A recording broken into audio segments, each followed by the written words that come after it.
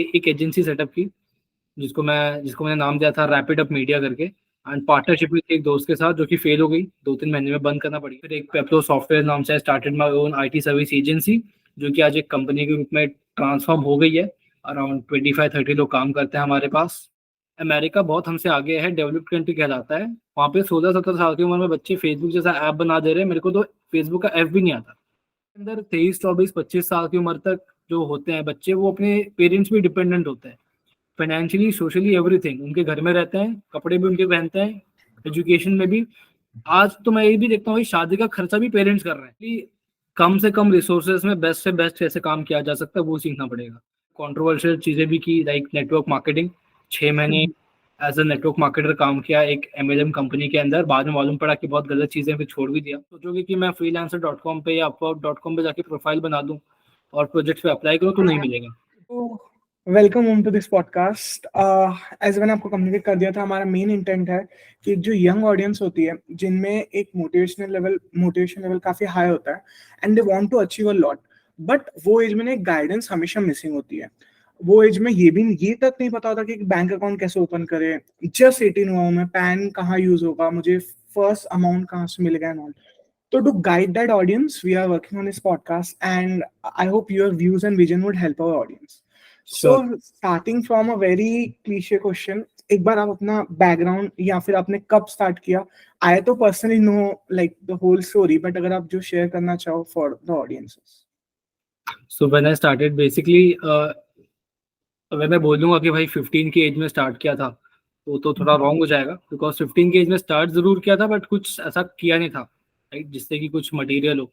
तो 1 साल तो ऐसे ही टाइम पास किया था, मल्टीपल चीज़ें को डिस्कवर किया, ग्राफिक डिजाइनिंग सीखा थोड़ा बहुत, फिर कभी वीडियो एडिटिंग में घुस गए, फिर कोडिंग में घुस गए, फिर वेबसाइट में घुस गए, मार्केटिंग में घुस गए। तो 1 साल तो ऐसे टाइम पास किया। 16 की एज से बेसिकली 2017-18 से एक विजन मिला, यार अपन कुछ कर सकते हैं in the field of digital marketing, website making, development, and यही सब फील्ड के अराउंड मैंने थोड़ा हाथ पैर मारा। एंड एक एजेंसी सेटअप की जिसको मैंने नाम दिया था रैपिड अप मीडिया करके, एंड पार्टनरशिप में एक दोस्त के साथ जो कि फेल हो गई, 2-3 महीने में बंद करना पड़ गया। एंड आफ्टर दैट फिर वापस से कुछ चीज़ें सीखी, 2018 था अराउंड ये। एंड एक बहुत ही ज़्यादा कॉन्ट्रोवर्शियल चीज़ें भी की, लाइक नेटवर्क मार्केटिंग। 6 महीने एज अ नेटवर्क मार्केटर काम किया एक एमएलएम कंपनी के अंदर। बाद में मालूम पड़ा कि बहुत गलत चीज़ें, फिर छोड़ भी दिया।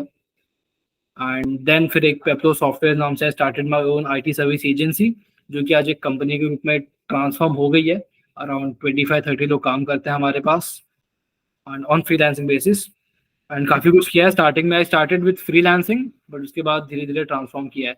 सो now we are I am basically running 2 businesses, mainly 2 business है, बाकी और तो मल्टीपल चीज़ों पे काम चल रहा है, जिसको मैं बिजनेस बोल नहीं सकता फिलहाल। सो या that's it till now. Okay, like starting में तो ऑब्वियसली आई थिंक जितनों ने भी स्टार्ट किया होगा, first 1 or 2 year is basically failure, मतलब failures and learnings. Like I remember जब मैंने पहले 2 साल I was recording YouTube videos, मैंने बताया भी था, मैंने 300 यूट्यूब वीडियोस डाले थे। उससे मैंने एडिटिंग वगैरह सब सीख लिया, वेबसाइट का विजन भी आ गया, बट उससे कुछ हुआ नहीं था। तो आई थिंक वो स्टोरी सबके लिए ही सिमिलर होगी कि फर्स्ट ईयर तो basically, but at the age of at the age of 15 या 16, व्हाट वाज दैट पॉइंट की, बिकॉज फ्रेंड्स तो चिल कर रहे होंगे, लाइक कोई फ्रेंड था, आई डोंट थिंक बिजनेस की बातें कर रहा होगा, या कोई फ्रेंड था ऐसा होगा नहीं जो बिजनेस पे गाइड या जो उसमें। तो व्हाट वाज दैट पॉइंट कि मुझे कुछ करना है, या फर्स्ट वो, तो वहां वो एक बार बता पाओगे कि हाउ यू स्टार्टेड? तो it started basically, it came out of patriotism. मैं इंटरनेट पे आर्टिकल्स बहुत पढ़ता था। सो उस टाइम इंटरनेट भी बहुत, मतलब जियो नहीं आया था आई थिंक उस टाइम, तो 2014-15-16 का टाइम है ये। तो 1 GB मिलता था महीने का, तो उसमें यूट्यूब का कंटेंट भी होता है, ऐसा कुछ पता नहीं था। तो गूगल पे आर्टिकल कंज्यूम करता था, तो वहाँ पे पढ़ा था किसी के बारे में, जेफ बेजोस जिसका नाम है, अमेजोन के फाउंडर सीईओ, उनके बारे में पढ़ा था। तो then I got to know कि यार अमेजोन इतनी बड़ी कंपनी है, ई कॉमर्स चला रही है। And then out of patriotism एक क्वेश्चन आया कि यार इंडिया में कोई कंपनी ऐसी क्यों नहीं है। उस time I don't know Flipkart था, स्नैपडील था कि नहीं, बट मैं अवेयर नहीं था उसके बारे में। तो एक क्वेश्चन ये अराइज हुआ कि व्हाई आर इंडियंस बिहाइंड, हम पीछे क्यों हैं। एंड उसी टाइम पे एक और किक मिली, जब ये पता चला कि मेरे पेरेंट्स जो सोशल मीडिया प्लेटफॉर्म यूज करते हैं, दैट इज फेसबुक, वो एक 16-17 साल के बच्चे ने बनाया था, एक अमेरिकन बच्चा जिसका नाम मार्क जकरबर्ग है। तो वहां से भी एक शॉक लगा, एक काइंड ऑफ कल्चरल भी शॉक लगा कि यार मैं एक इंडियन हूँ और मेरा देश पीछे है, अमेरिका बहुत हमसे आगे है, डेवलप्ड कंट्री कहलाता है, वहाँ पे 16-17 साल की उम्र में बच्चे फेसबुक जैसा ऐप बना दे रहे हैं। मेरे को तो फेसबुक का ऐप भी नहीं आता, राइट, मुझे तो ये भी नहीं पता था कि गूगल कैसे काम करता है। I was in class 8 at that time. तो वहां से एक स्टार्ट मिली। Start was basically it was curiosity कि ये सब चीजें कैसे काम करती हैं, क्या कैसे किया जाता है, and that's how I started. And धीरे धीरे एक फ्लो मिल जाता है, फिर अगर आप किसी चीज में लगे रहते हो ना तो कुछ ना कुछ एक फ्लो मिल जाता है। Yes So you were in 8th जब ये पढ़ा, ओके। यस तो यस। लाइक तब तक आप एक गुड स्टूडेंट थे, मतलब education wise, like how you I was actually very much passionate about cricket. तो क्रिकेट में बहुत ज्यादा दिमाग था मेरा। तो पढ़ाई में I was very average student. मतलब मेरा score was like junior KG से 8वीं 9वीं तक तो मैंने कभी 65 के ऊपर स्कोर नहीं किया। एक एवरेज ही बिलो एवरेज स्टूडेंट था मैं। बट हाँ, चीज़ों को प्रैक्टिकली पढ़ना बहुत पसंद था। क्रैमिंग नहीं होती थी, बाय हार्ट नहीं होता था। जो भी पढ़ता था प्रैक्टिकली पढ़ता था, नहीं तो नहीं पढ़ता था भाई, simple. Favourite subject maths? Favourite subject until 10th it was maths, but 10th के बाद पता नहीं क्या हुआ, मैथ सबसे बड़ा एंटी सब्जेक्ट हो गया, फोबिया हो गया था मैथ से। तो ऐसा एज सच कोई फेवरेट सब्जेक्ट नहीं है। बट यस, 10th स्टैंडर्ड में इकोनॉमिक्स पहली बार पढ़ी थी। इकोनॉमिक्स में बहुत मुझे पैशन, मतलब उसमें पैशनेट में बहुत ज़्यादा हो गया, मेरे को बहुत पसंद आया वो subject. Okay, and then you shifted towards commerce. आपने 11th-12th कॉमर्स से किया, right? Yes yes, 11th-12th commerce से किया है। एंड इसके पीछे भी स्टोरी है कि मेरे को कॉमर्स नहीं करना था, मेरे को तो करना था software engineering, right. But software engineering को करने के लिए इट वाज लाइक, ये एजुकेशन सिस्टम का बहुत बड़ा ड्रॉबैक है कि सॉफ्टवेयर इंजीनियरिंग करने के लिए भी मेरे को पीसीएम लेना पड़ेगा, एंड फिजिक्स यस। केमिस्ट्री मेरे को नहीं जमता यार, है ना। तो ऑप्शन दूसरा था नहीं, तो मैंने कॉमर्स इसलिए लिया बिकॉज उस टाइम मैंने मम्मी के साथ बैठ के हमने पूरा करियर प्लानिंग किया कि भाई कैसे क्या करना है। तो मालूम पड़ा कि बीसीए एमसीए कोर्स होता है जो कॉमर्स वाले भी कर सकते हैं, तो पीसीएम लेने की जरूरत नहीं पड़ेगी, एंड 11th-12th भी निकल जाएगा, एंड मैं एक सॉफ्टवेयर इंजीनियर भी बन जाऊंगा। तो that's why I took commerce. And second reason ये भी था कि इकोनॉमिक्स में एक इंटरेस्ट आ गया था 9th-10th में, और कॉमर्स में इकोनॉमिक्स होता है थोड़ा, तो इसलिए आ गए कॉमर्स में। एक ड्रॉबैक तो है, because I think website designing या कंप्यूटर डिजाइनिंग कॉमर्स वाले के लिए ज्यादा इंपॉर्टेंट है एज कम्पेयर टू साइंस वाला, बिकॉज जो अगर commerce knowledge plus web development knowledge is a killer combination. Exactly, killer combination है। नहीं, इवन अगर फिजिक्स का भी नॉलेज है, but it should not be mandatory. पहले के मतलब अभी तो नया एजुकेशन पॉलिसी आ गया है, ऑल्दो अब तक इम्प्लीमेंट नहीं हुआ है, बट अभी जो एग्जिस्टिंग पॉलिसी है इंडिया में या किसी और देश का नहीं पता, बट इंडिया का यही है कि यार ये कंपल्सन इज नॉट राइट कि फिजिक्स केमिस्ट्री वाले ही सॉफ्टवेयर इंजीनियर बन सकते हैं। तो ये एक कंपल्सन था जिसकी वजह से मैं कॉमर्स में आया। बट यार I think everything happens for a reason. अच्छा हुआ कॉमर्स में आ गया, वरना कहाँ होता मैं अभी।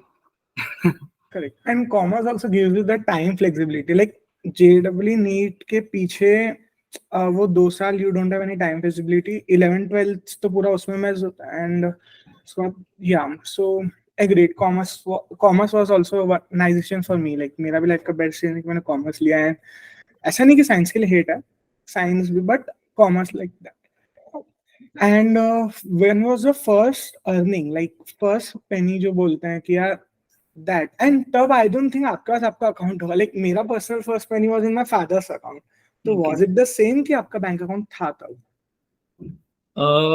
जो पहला इनकम आई ना, उसके पहले ये बताता हूँ पहले इनकम को आने के पीछे की कितनी मेहनत थी। 1 साल तक तो मैंने मल्टीपल एजेंसीज के लिए काम किया था फ्री ऑफ कॉस्ट। मतलब मेरा सिर्फ ये था कि यार मेरे को आप कुछ ना कुछ काम दे दो, मेरे को सीखना है, मैं पैसा नहीं मांगूंगा। तो बहुत सारा वैल्यू मैंने भी दिया था, मैं ग्राफिक डिजाइन वगैरह सीख गया था थोड़ा बहुत, एंड हर चीज़ का थोड़ा बहुत ही सीखा था, कोडिंग सीख गया था, वेबसाइट बनाना सीख गया था। बट हैंड्स ऑन प्रोजेक्ट मिलने के लिए मैंने काफ़ी एजेंसीज में काम किया था as a part time, online work from home ही था उस टाइम। सो बहुत फ्री में काम किया था, इंटर्नशिप बोल लो या जो भी बोल लो। सो 1 साल तक लगातार अलग अलग कंपनीज अलग अलग प्रोजेक्ट पे फ्री में काम करने के बाद freelancer.com करके एक वेबसाइट हुआ करती थी, अभी भी एग्जिस्ट करती है, बट अभी फ्रीलांसिंग प्लेटफॉर्म बहुत ज़्यादा सैचुरेटेड हो गए। उस टाइम गिग्स मिल जाते थे इजीली।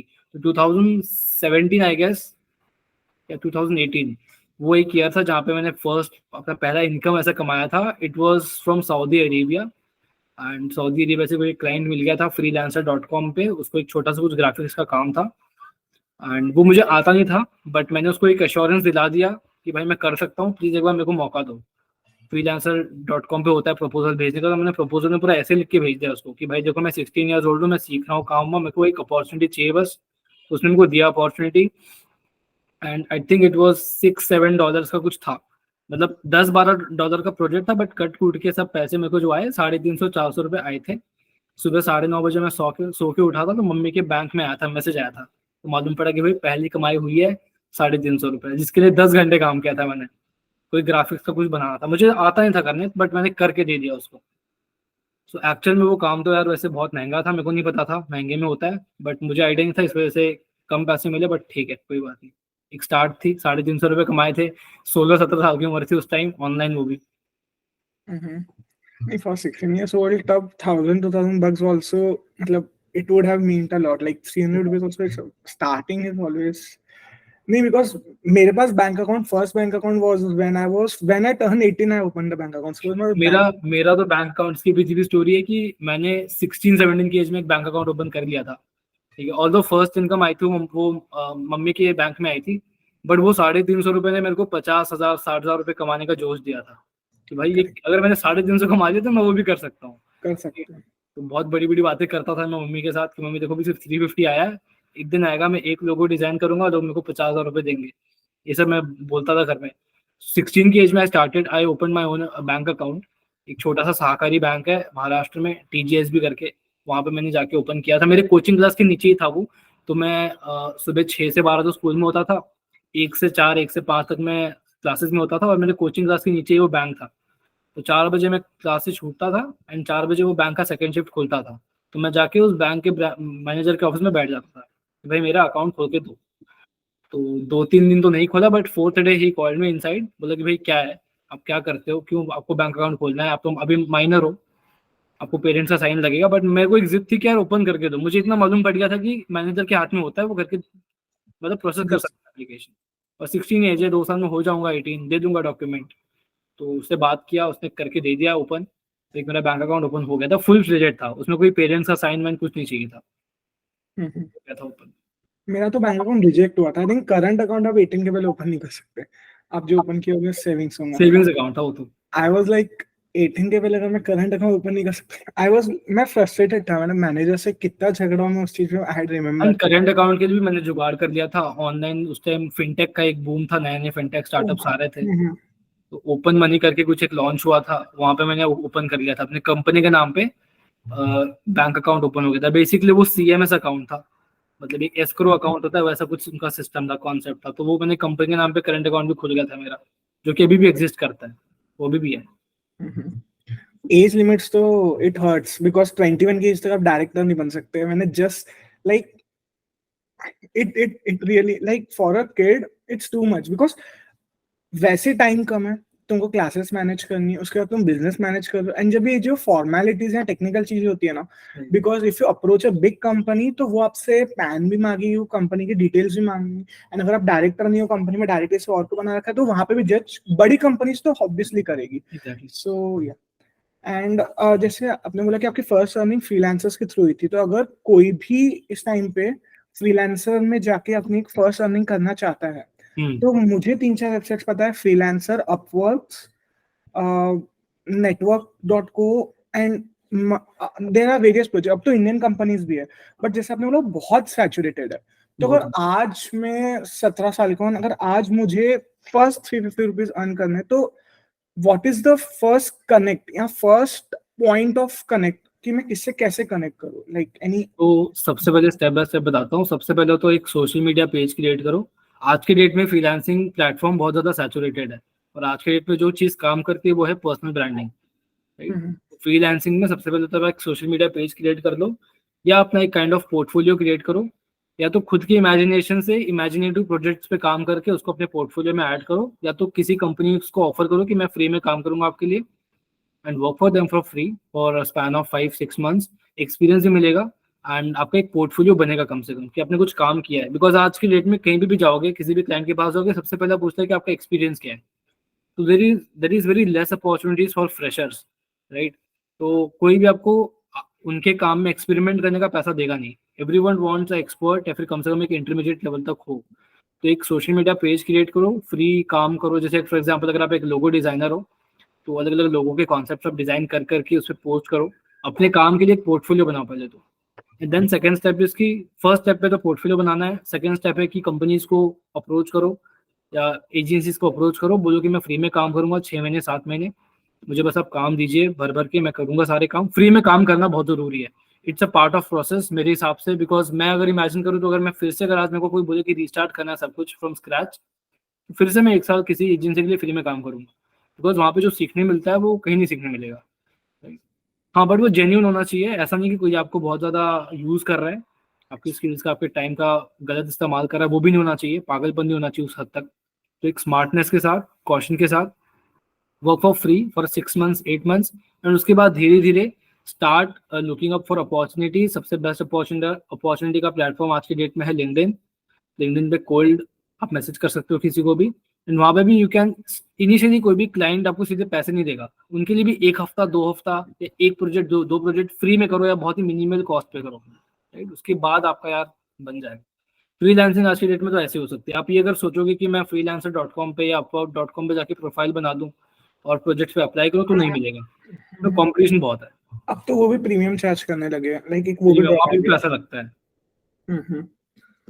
एंड सपोज अगर मैंने कनेक्ट्स ला लिए, अब मेरे को काम भी मिल गया, बट जनरली मैं बताता हूँ मुझे इंटर्न्स का क्या प्रॉब्लम होती है। लाइक जब हम, लाइक ऑब्वियसली आप भी काफी इंटर्न्स हायर कर रहे होंगे, अगर मैंने किसी को कोई काम बता दिया एंड वो काम के लिए मुझे 30 to 40 क्वेश्चंस पूछ लेता है, तो बीइंग लाइक वो जो 40 क्वेश्चन आंसर करने का टाइम है वो ऑब्वियसली किसी भी पर्सन के पास नहीं होगा जिसके पास भी वो वर्क स्कोप के लिए गया होगा। So how do you suggest कि, बिकॉज आई फाइंड मैक्सिमम लोग जो फेल होते हैं या जो लोग हायर नहीं होते हैं, वो इसलिए नहीं होते कि स्किल्स नहीं है, स्किल्स तो सीख लेंगे, बट मेन चीज होती है कि लोग ये नहीं समझते कि उनका मेन काम है कि सामने वाले का टाइम बचा है। Like that is the most important thing. तो उसके लिए what would you suggest to someone who is approaching? अगर कोई मुझे अप्रोच कर रहा है तो ऐसा क्या हो कि मुझे वो टाइम वेस्ट वाली फील ना दूं मैं सामने वाले। उसके लिए तो यार एक माइंडसेट आपको डेवलप करना पड़ेगा कि कोई आपको अपॉर्चुनिटी मिली है, तो पहले तो आपको उसका फायदा उठाना है, एंड सेकेंडली कम से कम रिसोर्सेज में बेस्ट से बेस्ट कैसे काम किया जा सकता है वो सीखना पड़ेगा। अब कम से कम रिसोर्सेज का क्या मतलब है, जैसे कि व्हेन आई स्टार्टेड उस टाइम कैनवा बहुत नया नया आया था, आज तो कैनवा बहुत डेवलप हो गया है, उस टाइम बहुत बेसिक सॉफ्टवेयर था वो, 2016-17 में आई थिंक था भी कि नहीं, आई डोंट रिमेंबर, बट 18-19 तक तो मेरे को याद है, बहुत ही बेसिक सॉफ्टवेयर था, एंड उस टाइम भी उसका प्रीमियम हुआ करता था, right. But I didn't had money कि मैं कैनवा का प्रो परचेज करूँ या किसी भी सॉफ्टवेयर का प्रो परचेज करूँ, तो ये एक मेरे लिए कि लिमिटेड रिसोर्स है, राइट। तो मैं इस लिमिटेड रिसोर्स का इस्तेमाल करके एंड मल्टीपल अलग अलग रिसोर्सेज को ढूंढ के कैसे मेरे क्लाइंट को मैं वो चीज़ दूं जो उसको चाहिए, राइट। ये चीज मतलब ये should be your approach if you are working on any project, right, rather than मैं 10 सवाल करूँ। सवाल करना अच्छी बात है, बट एक हद होती है उसकी भी, अगर मैं सवाल पूछ पूछ के उसको फ्रस्ट्रेट कर दूंगा तो मेरे को कोई काम देगा नहीं आज के बाद, right. So the thing first thing is कि जो आपका क्लाइंट चाहता है उसको आप समझो, एंड यूजुअली इसको मैं ऐसा बोलता हूँ कि वी आर बेसिकली जो फ्रीलांसर्स होते हैं, who are working in the domain of designing या वेबसाइट डेवलपमेंट, हम अपने क्लाइंट्स की इमेजिनेशन को रियलिटी में कन्वर्ट कर रहे हैं, राइट। तो उसकी इमेजिनेशन को अंडरस्टैंड करने के लिए रेलिवेंट क्वेश्चंस पूछो, और उसके बाद उससे रिलेटेड, जैसे कि for example if Kunal is now launching a kind of fitness website, ठीक है, कुणाल ने मुझे बता दिया कि मेरे को एक फिटनेस वेबसाइट लॉन्च करनी है, मेरा बजट है 2,000 रुपये, तुम नए हो ओम, तुम मेरे को बना के दो, ठीक है। अब मैं 50 सवाल कुणाल से करूंगा, कुणाल को खुद ही क्लियर नहीं है, वो तो सिर्फ इमेजिन कर पा रहे हैं, राइट। तो व्हाट आई विल डू कि मुझे पता चलेगा कि यार फिटनेस डोमेन की ये बात कर रहे हैं, मैं सबसे पहले तुमसे ये पूछूंगा कि यार मेरे को एक तुम डेमो वेबसाइट दे दो जैसा आप चाहते हो, जैसा आपको अच्छी लगती है। एक डेमो वेबसाइट मैंने तुमसे ले ली, एंड देन उस वेबसाइट की बेसिस पे जो अदर कॉम्पिटिटर्स है मैंने खुद एनालिसिस किया कि भाई ये एक वेबसाइट है, इसके कॉम्पिटिटर्स कौन कौन है, उनकी भी मैंने साइट देख ली, एंड सबकी साइट देखने के बाद एक सम अप करके बेस्ट फीचर्स करके मैंने उसमें अपना अपना उसमें ऐड करके उसमें मैंने काम किया, राइट। तो एक ही चीज मतलब सीखनी पड़ेगी, इन शॉर्ट टू समराइज, कि कम रिसोर्सेज में ज्यादा काम करना सीखना पड़ेगा, एंड करना पड़ेगा, वो माइंडसेट एक डेवलप करना होगा, and secondly try to figure out things, कि आई फिगर आउट वाला एटीट्यूड होना चाहिए, राइट। कोई आपको करके नहीं देगा, आपको रेडीमेड चीजें नहीं मिलेंगी, यहाँ वहां से अरेंज करके यूट्यूब से सीख के कहीं ना कहीं से सीख के चीजों को करना पड़ता है, और हो जाता है, वही वही तो मेन लर्निंग है, वही से तो मेन एक्सपीरियंस आता है। यूट्यूब तो is a big resource. I think YouTube पे आज के टाइम पे सब सीख सकते हो। मैंने वेब डेवलपमेंट, कुछ है, ऐप डेवलपमेंट, मैंने पूरा वेब डेवलपमेंट ग्राफिक डिजाइन सब कुछ यूट्यूब से सीखा है, 1 रुपये नहीं लगाया हुआ किसी कोर्स में, एक्सेप्ट एक मैंने बस कोडिंग सीखी थी, सी और C++, जिसके लिए मैंने ऑफलाइन कोचिंग लगाई थी पेरेंट्स को बोल के। उसके अलावा तो मैंने कोई ऐसा कोर्स नहीं किया होगा पेड जहाँ से मेरे को कोई स्किल सीखने मिले, सब कुछ यूट्यूब से सीखा है। YouTube is a big resource. साथ बेस्ट में कुछ thing, blogs and readings can be done. Best thing, YouTube is the best thing. A point which I like and want to highlight कि फिगर आउट करना चाहिए सीखो को। Like कैसा होगा कि अगर आप किसी और के लिए चीजें फिगर आउट कर रहे हो ना, आपकी वैल्यू बढ़ती जाती है। Next time the client won't mind paying. I think जो भी स्टार्ट करता है इस एज पे वो एक सर्विस बिजनेस से ही मोस्टली स्टार्ट करता है, राइट? सो सर्विस बिजनेस की ही ये है कि आप कैसे सामने वाले का हेडेक अपने ऊपर लेके उसका टाइम पूरा सेव कर रहे हो। आपके माइंड में हम जब भी रिसर्च करते हैं तो आपके माइंड में से 10 चीजें आती होंगी कि यार मैं ये बिजनेस भी कर सकता हूँ, मैं ये बिजनेस भी कर सकता हूँ, मैं यहाँ पे भी स्किल कर सकता हूँ, एंड 10 थिंग्स। तो ऐसा क्या है कि ऐसे बहुत सारे बिजनेसेस है, आप ऑब्वियसली सब जगह नहीं जा सकते हो, but a person who wants to start, suppose if I have 1 lakh rupees in my hand today and मुझे अगर कोई बिजनेस में जाना है तो मैं कैसे डिसाइड करूँ? अपॉर्चुनिटीज भी बहुत है, राइट? तो अपॉर्चुनिटीज को कट शॉर्ट करके like how can I figure out that, like what would be your method for that? See मेरा मेथड कैसा है, मैं तो ये चीज देखता हूँ कि यार what problems I can solve. मतलब बिजनेस पहले करना था, मैंने तो सोचा था कि मैं अमेजोन का कॉम्पिटिटर बनाऊंगा इंडिया में। शुरुआत तो इस थॉट से हुई थी मेरी क्लास 8 में जब मैं था। बाद में पता चल गया कि फ्लिपकार्ट ऑलरेडी है, स्नैपडील है, एंड लोग अच्छा कर रहे हैं। एंड मैं तो बेसिकली प्रॉब्लम सॉल्विंग पे फोकस करता हूँ। तो I started into graphic design and marketing, but पता नहीं कैसे I came into website development. अब इसके पीछे में इसमें क्यों आया, because this was a problem to me. जब मैं एज अ ग्राफिक डिजाइनर था और मुझे अपने लिए एक वेबसाइट क्रिएट करवानी थी, तो आई कॉन्टैक्टेड वन, एक एजेंसी से मैंने बात की। मैंने बोला कि मेरे को एक वेबसाइट बनानी है, and they pitched me a quotation of around 25,000 30,000 rupees. मैं बोला कि यार इतना पैसा तो नहीं है मेरे पास। Right? तो उस टाइम मैंने सोचा कि चलो कोई बात नहीं, मैं वेबसाइट बनाना सीखता हूँ, खुद के लिए बनाऊंगा मैं। और जब मैंने वेबसाइट बनाना सीखा तब मेरे को मालूम पड़ा कि भाई उसकी कॉस्ट तो इतनी कम है, तो ये 30,000 क्यों चार्ज कर रहा था, राइट? सो अगर ये मेरी प्रॉब्लम थी कि मैं 30,000 पे करके अपने छोटे बिजनेस के लिए वेबसाइट नहीं बना नहीं पा रहा हूँ, तो ये तो बहुत लोगों के लिए प्रॉब्लम होगी। इंडिया में इतने सारे एमएसएमईज हैं। उस टाइम इंटरनेट एकदम एक नया नया आया था, जियो के बाद नए नए एमएसएमईज उभर रहे थे देश के अंदर। तो बहुत सारे लोगों की प्रॉब्लम होगी कि यार एक बेसिक सी वेबसाइट, एक लोगो बनाने के लिए ये लोग इतना ज्यादा चार्ज कर रहे हैं। So that was the problem for my self. उसी को सॉल्व करते करते मैंने खुद का बिजनेस खोल दिया, that was Peplo software. And then we targeted MSMEs. हमने उनको 4,000 5,000 10,000 रुपए में वेबसाइट बना के देना शुरू कर दिया। एक full fledged e commerce website हमने 10-10 12-12 हजार में बनाना शुरू कर दिया, राइट? सो अब यहाँ पे ऐसा नहीं था कि मेरे के दिमाग में जैसे आइडिया था कि यार मैं वेबसाइट बनाने के बिजनेस में घुस जाऊंगा। मैं तो कुछ और ही कर रहा था, बट उस करने के प्रोसेस में एक प्रॉब्लम आई जिसको मैंने सॉल्व किया खुद के लिए। एंड देन मैंने खुद के सोल्यूशन को ही पब्लिक करके मोनेटाइज कर दिया, उसके आउट ऑफ एक बिजनेस बन गया, राइट? एंड उसके बाद आईटी सर्विस के अंदर 4-5 साल से चल रहा है, काफ़ी सारे प्रोजेक्ट्स पे काम किया है। देन उसमें एक मिल गया एडटेक, एजुकेशन में भी आ गए फिर। वो भी 1.5 ईयर्स पहले एजुकेशन की इंडस्ट्री में उतर गए, वहाँ पे भी एक प्रॉब्लम सॉल्व की। Being a CA student my self, मालूम पड़ा कि जो टेस्ट सीरीज का बिजनेस है, मतलब टेस्ट सीरीज का जो सेगमेंट है, वो बहुत ज़्यादा कहूँ तो अनएथिकल है। 1,500-2,000 रुपये मैंने पे करे हैं, बट मेरे को कुछ मिला नहीं उसके रिटर्न में। ना कोई रिफंड पॉलिसी है, ना कोई कॉल करके बात करने वाला है। तो वहाँ पे भी एक प्रॉब्लम दिखी, जो मेरी प्रॉब्लम थी, पर्सनल प्रॉब्लम थी। But then I ended up solving that. हमने एक दूसरी कंपनी क्रिएट करी, हमने खुद एक सेगमेंट लॉन्च किया, and we succeeded in that, right? तो मेरा तो ये पर्सनली मानना है कि 1 लाख रुपए दे दो या 1 करोड़ रुपए दे दो, पैसे से बिजनेस नहीं बनता है। बिजनेस बनता है सोल्यूशन से, solutions to the genuine problem. तो अगर आप 100 200 या 1,000 लोग की प्रॉब्लम, जो एक मास की प्रॉब्लम है, उसको अगर आप सॉल्व करते हो, और उसके लिए अगर आप कुछ पर्टिकुलर अमाउंट चार्ज करते हो, किसी का टाइम बचाने के लिए, किसी के एफर्ट बचाने के लिए, किसी का पैसा बचाने के लिए, तो वो एक बहुत अच्छा बिजनेस बन जाता है। एंड आज की डेट में 1 लाख रुपए तो बहुत बड़ा अमाउंट है। मतलब मैंने जो भी बिजनेस स्टार्ट किए, जीरो से स्टार्ट किया, कोई पैसा नहीं लगता बिजनेस स्टार्ट करने में, ठीक है? इवन वेबसाइट भी बहुत सस्ते में बन जाती है। तो that's what my opinion is. Business ऐसे नहीं बनता यार, सिलेक्ट करने से नहीं बनता है।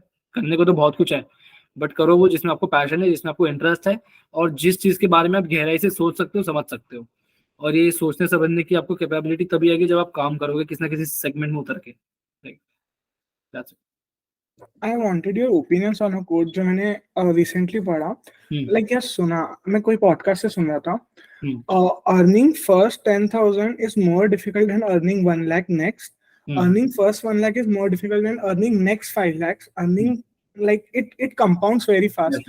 तो फर्स्ट 1 लाख तक पहुंचना इज वेरी डिफिकल्ट। उससे कम टाइम में आप नेक्स्ट 10 लाख तक पक्का पहुंच जाओगे अगर आप वही एफिशिएंसी से एंड ऑल्सो वर्क करते हो। तो दैट्स व्हाई लाइक जो भी एक न्यू पर्सन अभी एंटर कर रहा है उसको ना बहुत बार डिमोटिवेट होता है कि मुझे फर्स्ट 10,000 अर्न करने में 2 साल लग गए। तो वो जो पर्सन है उसको क्या सोचना चाहिए वो करने के बाद? लाइक उसने 10,000 मैं तो ये इस पे ओपिनियन मेरा ये है कि फर्स्ट 10,000 रुपीज अर्न करना should not be the focus should be solving any crucial problem. तो ये अगर आप प्रॉब्लम को आपने सॉल्व कर दिया तो पहला 10,000 हो या 1 लाख रुपए बनाना हो, वो ऑटोमेटिकली पैसा आता है। ठीक है, पीपल आर विलिंग टू पे यू, और बहुत ज्यादा पैसा इकोनॉमी में घूम रहा है।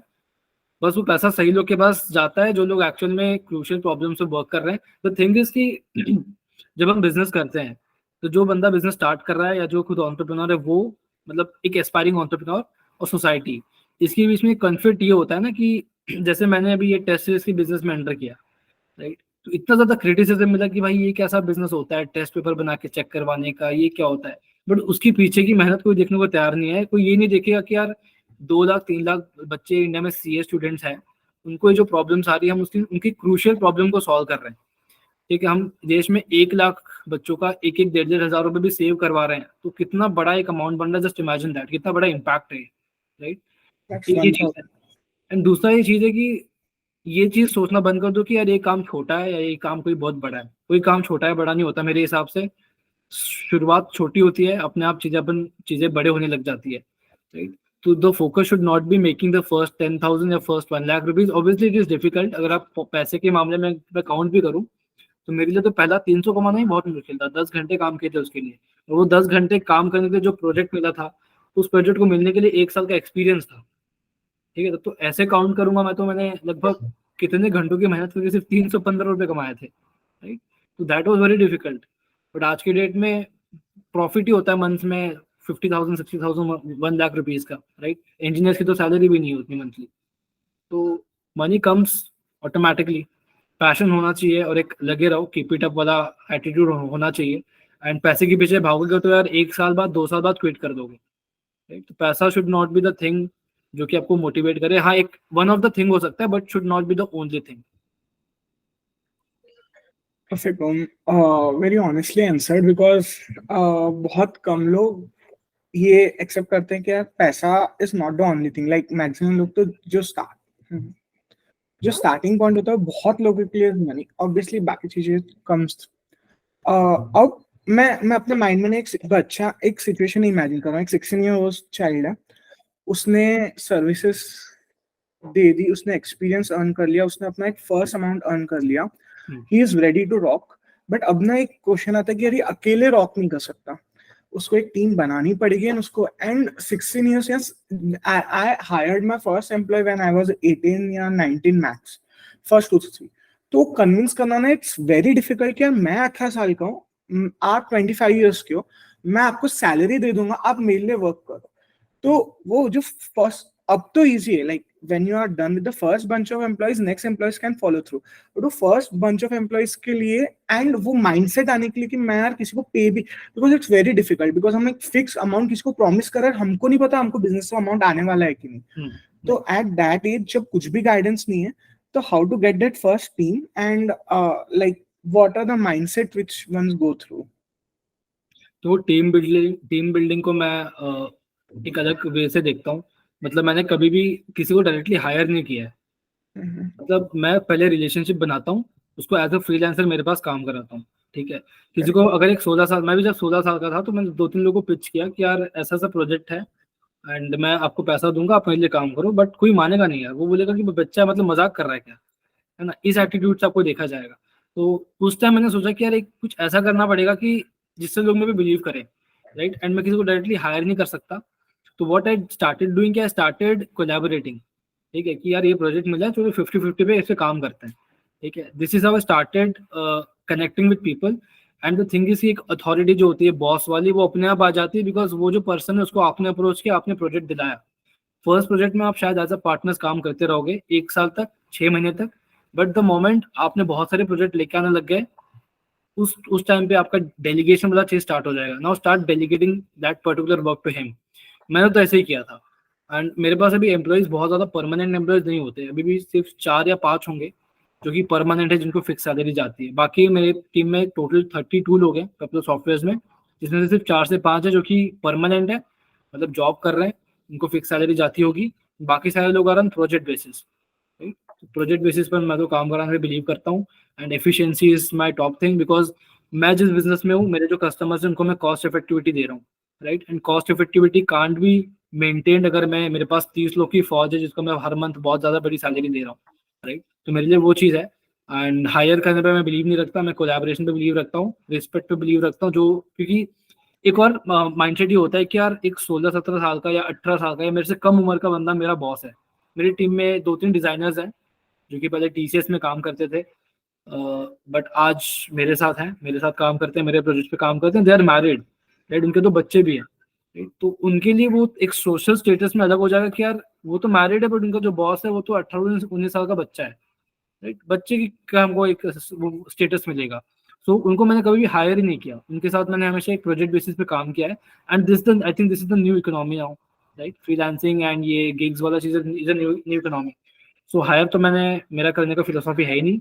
बहुत रेयर केसेस में मैं हायर कर लेता हूँ जब उस पर्सन की बहुत ज्यादा इंपॉर्टेंस हो जाती है मेरे ऑर्गेनाइजेशन में, एंड उस पर्सन के बिना मेरा कंपनी चल नहीं सकता। देन आई थिंक अबाउट कि चलो उसको हायर कर लेते हैं कुछ फिक्स अमाउंट रख के, एंड वो ऑटोमेटिकली वो बंदा भी कन्विंस हो जाता है, बिकॉज आप उसको एक अच्छा सैलरी ऑफर कर रहे हो, आप उसको एक अच्छी पोजीशन ऑफर कर रहे हो, उसको अच्छे प्रोजेक्ट ऑफर कर रहे हो, उसको सिक्योरिटी ऑफर कर रहे हो, राइट। तो there are multiple factors to make yourself in a authoritative position, right. तो बॉस से वैसे नहीं बन सकते यार, काफी कुछ ऑफर करना पड़ता है, एंड जो हमारे पास ज्यादा है, पैसा, प्यार, रिस्पेक्ट, वो देना पड़ेगा सामने, तब जाके you can become a boss of someone. And वो टीम का ट्रस्ट आना इज ऑल्सो वेरी इंपॉर्टेंट। अगर टीम आप पे ट्रस्ट नहीं करती है तो कितने भी एफर्ट्स ले लो, Exactly. पीछे यही बात होगी कि यार मतलब to lead from front is very important. अगर आप ही टाइम पे नहीं कर रहे हो या आप ही टाइम पे कोई मीटिंग में नहीं आ रहे हो टीम के साथ कि यार मैं तो लेट जाऊंगा तो चलता है, तो एक वो पूरा फ्लो ही डिस्टर्ब होता है। See as a leader I think आपको जो सबसे ज्यादा मेहनत करना चाहिए, आपके टीम मेंबर्स को देख के लगना चाहिए आपको कि यार ये इंसान इतना मेहनत कर रहा है, उसके बाद हमको भी पे कर रहा है, अच्छा पे कर रहा है, एंड इतने प्रोजेक्ट भी मैनेज कर रहा है। तो ऐसा कभी भी नहीं लगना चाहिए आपके टीम मेंबर को कि ये बॉस गिरी कर रहा है, बैठ के काम हमसे करवा रहा है, पैसे भी खुद कमा रहा है, प्रॉफिट हमको भी कम पे कर रहा है, ठीक है। मतलब सिर्फ लगना, मतलब सिर्फ दिखाना नहीं है, एक्चुअल में ये होना भी चाहिए। इतना डेडिकेशन पैशन के साथ अपने बिजनेस में काम करना चाहिए। मेरे को कभी कोई प्रोजेक्ट मिलता है अभी, तो मैं रात रात भर बैठ के उस पर काम कर रहा होता हूँ, उसको मैं प्लान आउट कर रहा होता हूँ, उतना वो पैशन है अपने आप होता है। ऐसा नहीं कि मैं अपने आप को बोल रहा हूँ या मेरे को बड़ी तकलीफ है, मेरे को नहीं करना काम, बट मैं बैठ के काम कर रहा हूँ 10 घंटे रात को, ऐसा नहीं है यार, वो आउट ऑफ पैशन आ जाता है। And secondly when it comes to trust, trust के लिए लगता है टाइम, ठीक है। ट्रस्ट को अपन खरीद नहीं सकते तुरंत, तो trust build with time. And उसीलिए मैंने तो ये अपना मॉडल बना दिया है कि यार कोई भी मेरे साथ काम करता है मैं उसको सीधे हायर ही नहीं करता हूँ। 1 साल 2 साल में प्रोजेक्ट बेसिस पे साथ में हम काम करते हैं, लाइक पार्टनर्स, लाइक फ्रेंड्स, एक दूसरे को समझते हैं, एक दूसरे की नीड्स को समझते हैं, एंड देन धीरे धीरे वो ट्रस्ट भी बिल्डअप हो जाता है, एंड ऑटोमेटिकली वो एक लीडर वाले भावना से वो इंसान आपको देखने लगते हैं, right? It's not a big deal. And one more thing, generally अगर हम्म, आप अकेले वर्क कर रहे हो एट दैट एज तो ना काफी सारे प्रेशर अराउंड होते हैं। एक तो there would be many relatives saying कि यार क्यों ही कर रहा है, मतलब फाइनेंशियल इश्यूज है नहीं, we can like manage.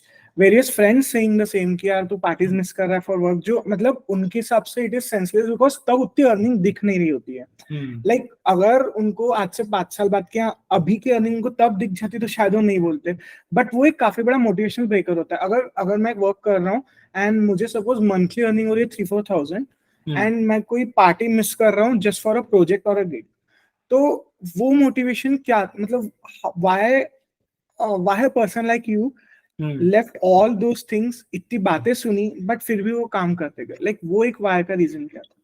The biggest reason for this why is the impact. मतलब जो इम्पैक्ट मेरे काम के कारण और मेरे पैशन के कारण दूसरे बिजनेसेस में मैंने दिया है, ठीक है। जब क्लाइंट आपको अप्रिशिएट करता है, वो जब आपको थैंक यू बोलता है, मतलब मेरे तो कुछ क्लाइंट्स ने हाथ भी जोड़े हैं कि यार अगर तुम नहीं होता तो मेरा ये कैसे चलता, राइट। तो जब वो एक बार कोई सामने से बोल देता है ना, तो जो डोपामिन मुझे एक पार्टी में नाच के मिलता है, वो उससे ज्यादा मुझे यहाँ पे मिल जाता है, right. And secondly the thing is कि देयर आर सर्टेन थिंग्स जहाँ पे पैशन आपको ड्राइव करता है। एंड सेकेंडली मेरा पैशन आता है मेरे पेट्रियोटिज्म से। मेरे दिमाग में हमेशा से एक क्वेश्चन रहता था बचपन में, क्या ये अमेरिका इतना आगे क्यों है, हम इतने पीछे क्यों हैं, right? तो 8वीं 9वीं में मैंने ये एनालिसिस की। उस टाइम मेरा ये कंक्लूजन था कि यार इंडिया के अंदर 23 24 25 साल की उम्र तक जो होते हैं बच्चे, वो अपने पेरेंट्स पे डिपेंडेंट होते हैं। Financially, socially, everything. उनके घर में रहते हैं, कपड़े भी उनके पहनते हैं, एजुकेशन में भी। आज तो मैं ये भी देखता हूँ भाई, शादी का खर्चा भी पेरेंट्स कर रहे हैं, ठीक है, प्रॉपर्टी बेच के दहेज दिया जा रहा है, या जो भी किया जा रहा है, शादी का जो इवेंट ऑर्गेनाइजेशन, तो सब कुछ पेरेंट्स कर रहे हैं। मतलब 25-26 साल की उम्र में भी इंडिया का जो यूथ है वो खुद के पैर पे इतना नहीं खड़ा है कि वो खुद की शादी का एक्सपेंस नहीं उठा सकता। शादी छोड़ो, शादी बहुत दूर की बात है, खुद का एजुकेशन का एक्सपेंस नहीं उठा सकता, right. And whereas America में 16-17 साल की उम्र में the kids are getting, they are standing on their own feets. Market में उतर के वो लोग छोटी छोटी नौकरियां, इंटर्नशिप कर रहे हैं। वही तो मेन चीज है यार, जीवन भर काम ही तो करना है, राइट। और एजुकेशन भी कर रहे हैं। तो 16-17 साल की उम्र में एक अमेरिकन बच्चा जो अपने पैर पे उतर जाता है भाई, मैकडोनल्ड में एक तरफ बर्गर बना रहा होता है, एक तरफ एजुकेशन लोन का वो होता है, उसमें एंटरप्रेन्योरशिप भी कर रहा है, कोई बिजनेस करने का सोच रहा है। तो ये स्ट्रगल वाला फेज है वो अमेरिकन में मेरे को लगता है 16-17 साल की उम्र में स्टार्ट हो जाता है। वेराज इंडिया में स्ट्रगल वाला फेज स्टार्ट होता है जब आपके पेरेंट्स बूढ़े होने लग जाते हैं, एंड आपको ऊपर जब रिस्पॉन्सिबिलिटी आ जाती है 26-27 साल की उम्र में, तब। तो ये 10 ईयर्स का गैप इस चीज में ही है, राइट। तो आई थिंक इसका सबसे बड़ा इम्पैक्ट पड़ता होगा इकोनॉमी के अंदर, राइट। तो ये सारे क्वेश्चंस मतलब कहीं ना कहीं डॉट्स कनेक्ट होते थे मेरे दिमाग में। उस टाइम क्लास 8-9 में था मैं, इतना अच्छे से समझ तो नहीं पाता था, बट मैंने यही कंक्लूड किया कि यार इसलिए अपना देश शायद पीछे रह गया थोड़ा, कि इंडिया के अंदर 16-17 साल के बच्चे कुछ नहीं कर रहे, कुछ प्रोडक्टिव नहीं कर रहे, इकोनॉमी में कुछ कंट्रीब्यूट नहीं कर रहे, तो मेरे को करना चाहिए, राइट। अगर आप अपने आप को एक देशभक्त बोलते हो, पेट्रोटिज्म की बात करते हो, तो कुछ कंट्रीब्यूट भी तो करो, राइट। एंड आज 18 की एज में आज देता हूँ टैक्स थोड़ा बहुत, है ना, इनकम टैक्स देता हूँ, जीएसटी बहुत बड़ा फाइल करता हूँ, तो कहीं ना कहीं तो मैं कंट्रीब्यूट कर रहा हूँ कंट्री की इकोनॉमी में, राइट। इस वे में भी कर रहा हूँ, टैक्स वे में भी कर रहा हूँ। मेरे साथ 30 लोग काम कर रहे हैं, 2-3 लोग मैरिड है, उनका घर भी चल रहा है मेरे बिजनेस से, इस वे में भी कर रहा हूँ। तो जो कंट्रीब्यूशन है आउट ऑफ पेट्रोटिज्म आया, इसके थ्रू एक पैशन आया, एंड ये पैशन से जो हम इम्पैक्ट क्रिएट करते हैं, उस इम्पैक्ट से जो हमको डोपामिन मिलता है, जो मजा मिलता है, जो जो सुकून मिलता है, वो सुकून शायद पार्टी या क्लबिंग में मेरे को नहीं मिलता अब, राइट। एंड मेरे को लगता है जो उस साइड है, जो पार्टी क्लबिंग कर रहा है, कल को अगर वो मेरे साइड पे बैठ जाए और उसको यहाँ से जो सुकून मिलेगा, तो वो भी छोड़ देगा वो सब चीज। गलत नहीं है करना, बट पूरी लाइफ उसमें देना इज ऑल्सो नॉट राइट यार। अपनी यंग एज है, यूथ एज है, जो जोश इस टाइम होता है शायद आज के 5-10 साल बाद नहीं होगा, राइट। शादी हो जाएगी, बच्चे हो जाएंगे, तो एक रिस्पॉन्सिबिलिटी आ जाएगी, राइट। तो अभी तो वो नहीं है, right? अभी atleast we can take risk in life. तो या that's it, this is how I think. Dots connect कर रहा हूँ, अभी सीख रहा हूँ, सीखते रहेंगे। मैंने एक कोट पढ़ा था आपकी स्टोरी पे, if I see other kids in my generation I don't feel there is competition. And वो पढ़ने के बाद I was thinking a lot on it, and somehow I ended up agreeing to it। पहला thought तो ये था कि नहीं यार, मेरे को बहुत ज्यादा कंपटीशन दिखती है, बिकॉज मेरा जो सर्कल है फ्रेंड, वो ऐसा ऑब्वियसली बन गया है कि सी बिकॉज आई एम वर्किंग, तो मेरा फ्रेंड सर्कल ऑलरेडी सब बन गया है कि यार सारे लोग कुछ ना कुछ कर रहे हैं। लाइक मेरे को नींद नहीं आती है मेरे फ्रेंड का स्टेटस देख के कि उसने कुछ ऐसा क्रेजी कर दिया, या एंड ऐसा नहीं कि बिकॉज मैं नहीं कर पा रहा हूँ या मैं नहीं कर रहा हूँ, बट ऐसा कि यार लाइक आपको भी दिखता होगा कि इसने ये कैसे कर लिया एट द एज ऑफ 20, वो भी 20 का, मैं भी 20 का हूँ, एंड उसने कुछ ये कंपनी के लिए कुछ कर दिया या वैसा कुछ। बट देन मैंने 2 मिनट के लिए सोचा कि मेरे अलावा भी कुछ लोग हैं, मैं अपने फ्रेंड सर्कल्स को, अगर वो 1% ऑफ दिस ऑडियंस को छोड़ दूं, तो बाकी 99% तो उनको इच्छा भी नहीं है कुछ करने की। करना तो चलो दूर की बात, सक्सेस होना ना फेल, तो वो जो 99% ऑडियंस है उसके लिए वो कोड ट्रू है। तो उसके ऊपर कुछ इलैबोरेट करना चाहिए ऑन दैट कोड एंड वो जो रिमेनिंग ऑडियंस है। Exactly. So actually that was to motivate my own self।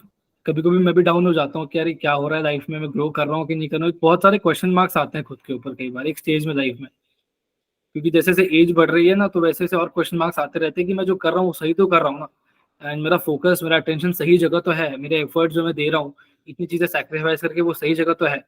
तो उस टाइम मेरे दिमाग में थॉट आया कि यार बाकी लोग क्या कर रहे हैं, देखते हैं आसपास। तो ठीक है, इट वॉज संडे नाइट, मैं देख रहा था यार इतने सारे मेरे सब फ्रेंड्स के स्टेटस में, स्टोरीज में, कोई क्लबिंग कर रहा है, कोई यहाँ घूम रहा है, वहां घूम रहा है, टाइम पास कर रहे हैं। तो उसके आउट ऑफ मैंने फिर वो कोट मैंने कहीं और पढ़ा था, तो उसको मैंने वहां पे पेस्ट कर दिया। It was actually it is true यार। अगर हम आज के जनरेशन को देखें तो कॉम्पिटिशन नहीं है कुछ।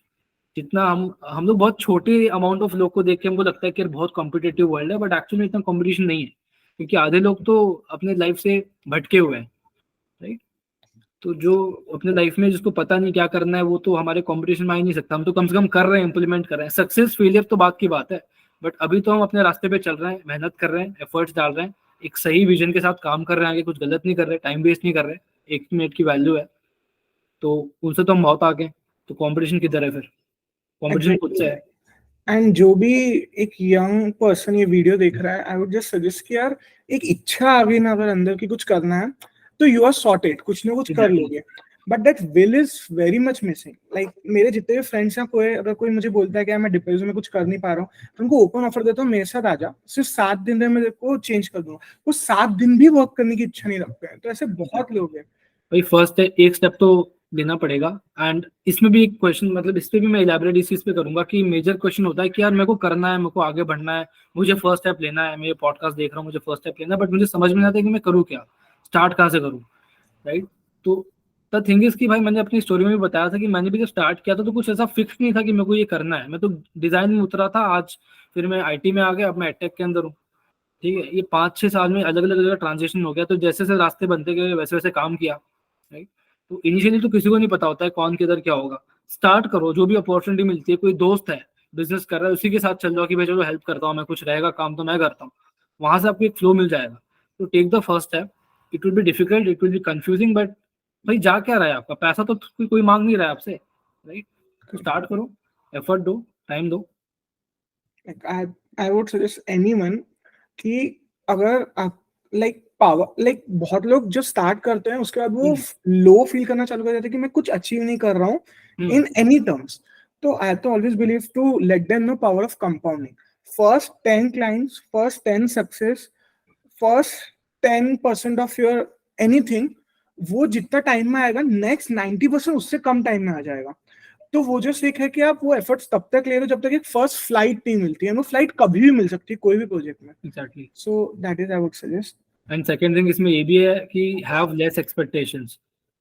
ठीक है, सोचो कि यार मैं जो मेहनत कर रहा हूँ वो कुछ भी नहीं है। हमको लगता है कि बहुत मेहनत मेहनत हम कर रहे हैं, लेकिन जब ऐसी फीलिंग आने लग जाए कि यार मैं इतनी मेहनत कर रहा हूँ बट मेरे को कुछ रिजल्ट नहीं मिल रहा है, कोई पैसे नहीं आ रहे, कोई क्लाइंट नहीं आ रहा है, तब अपने को ये सोचना चाहिए कि भाई मैं कुछ मेहनत नहीं कर रहा हूँ, तो सिर्फ 5% है, अपने को और एफर्ट डालना है, right? And have zero expectation.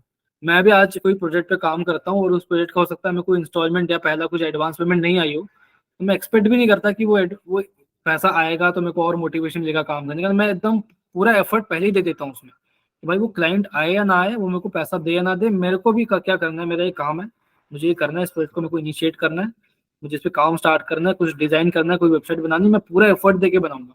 पैसे आए ना आए बात की बात है, क्लाइंट रहे ना रहे बात की बात है, राइट? तो have zero expectations and just work hard यार, और तो कुछ ऑप्शन नहीं है। कर्म करते चलो फल की इच्छा मत रखो। And that is very like true and applies.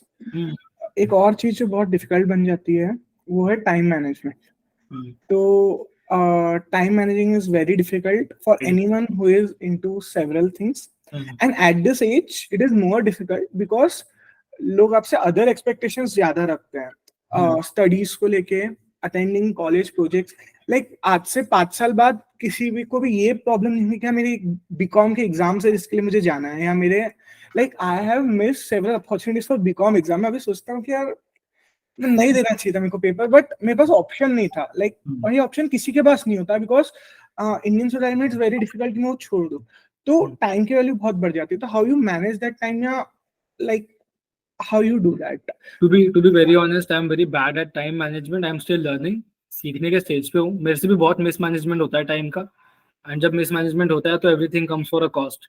या तो आपके एकेडमिक्स में कोई लॉस होता है या तो आपके बिजनेस में कोई लॉस होता है। लॉस होता है, थोड़ा जरूर होता है, बट द थिंग इज कि फिर मैं इसको इस वे में सोचता हूँ कि यार देखो, आज मेरी एकेडमिक्स हो सकता है एक ऑब्स्टिकल बन रही है मेरे बिजनेस को आगे ग्रो करने में, या मेरे पैशन को, या मेरे स्टार्टअप, या मेरे एंटरप्रेन्योरशिप करियर को ग्रो करने में एक एकेडमिक्स मेरी एक ऑब्स्टिकल बन रही है। आज के 5 साल बाद कुछ और ऑब्स्टिकल बनेगा, राइट? तो कभी ना कभी कुछ ना कुछ रीजन तो रहेगा ही रहेगा, राइट? तो अगर मैं रीजन को ही देखता रह जाऊँ तो वो चीज़ तो मेरे कंट्रोल में नहीं है ना। तो अभी कल ही मैंने कुछ तो कहीं देखा था किसी का कि हमें अपने दिमाग में 2 ब्लॉक्स बना लेनी चाहिए।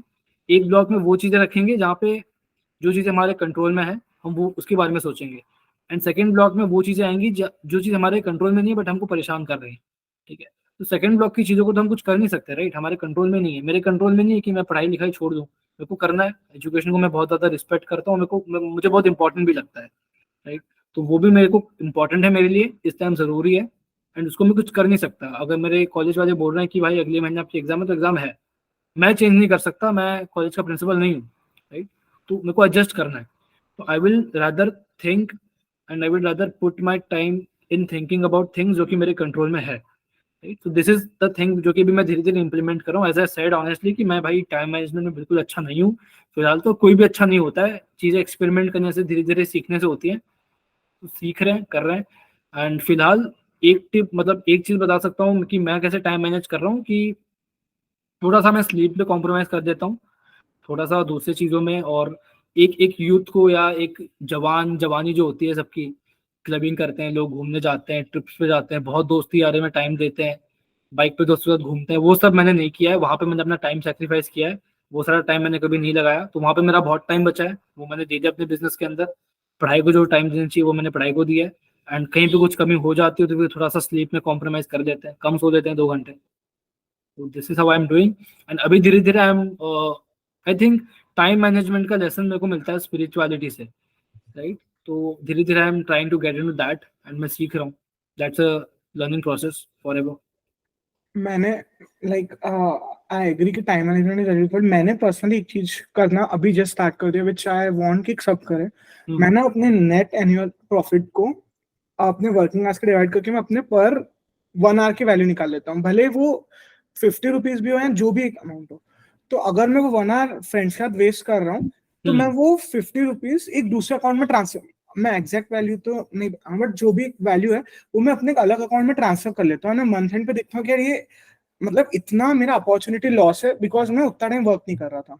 एंड उससे फिर मेरा टाइम काफी कंट्रोल होने लगा, बिकॉज अब मैं जो कि मैं हर लाइक 1 घंटा वेस्ट करने में तुरंत वो अमाउंट ट्रांसफर कर रहा हूँ। कई बार तो अगर अकाउंट नहीं भी होती है बैंक अकाउंट में तो मैं ओडी से विड्रॉ कर लेता हूँ, बट मैं वो करता हूँ, तो उससे काफी मतलब दिस माइट हाँ, बी। ये भी एक क्रिएटिव आइडिया है, काफी क्रिएटिव आइडिया, बट इसमें भी कैसा है कि डिसिप्लिन होना चाहिए ना। स्टार्टिंग में सोचने में अच्छा लगता है कि भाई अमाउंट ट्रांसफर करूंगा, फिर जब ट्रांसफर करना होता है तब हम लोग का हाथ नहीं काम करता है, फिर तो मन नहीं करता ट्रांसफर करने का, राइट? तो वो डिसिप्लिन तुम में है, मेरे में नहीं होगा शायद वो डिसिप्लिन। तो it depends on case to case. कोई भी ऐसा ready to made plug and play model नहीं है जिसको अपन लगा दें और टाइम मैनेजमेंट हो जाए। तो सबका अपना एक होता है पर्सनल लाइफ, उस हिसाब से मैनेज करना पड़ता है। कोई सोल्यूशन नहीं है इसका, सोल्यूशन मेरे को लगता है कभी होगा भी नहीं। इट्स ऑल अबाउट मैनेजमेंट, सीखना है और क्या है, इट्स ऑनगोइंग प्रोसेस।